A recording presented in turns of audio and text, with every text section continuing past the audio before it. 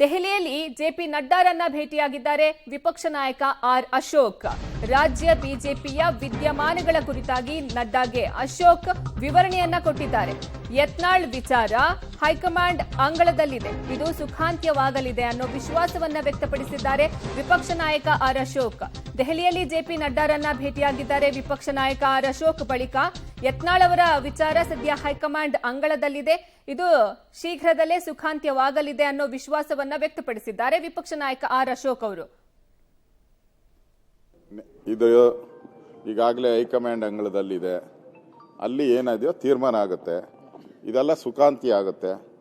ಆರಾಮ್ಸೆ ನಮ್ಮ ಕಾರ್ಯಕರ್ತರಿಗೂ ಕೂಡ ಸಂತೋಷ ಆಗುವಂತ ಒಂದು ತೀರ್ಮಾನವನ್ನ ಕೇಂದ್ರದ ನಾಯಕರು ಮಾಡ್ತಾರೆ. ಈಗೆಲ್ಲ ಬಾಲು ಹೈಕಮಾಂಡ್ ಅಲ್ಲಿ ಇದೆ, ಅಲ್ಲೇನ್ ತೀರ್ಮಾನ ಆಗುತ್ತೋ ಅದನ್ನ ಶಿರಸಾವಹಿಸಿ ಪಾಲನೆ ಮಾಡೋದು ಅಶೋಕನ ಕರ್ತವ್ಯ, ಪಾರ್ಟಿಯ ಕಾರ್ಯಕರ್ತರ ಕರ್ತವ್ಯ.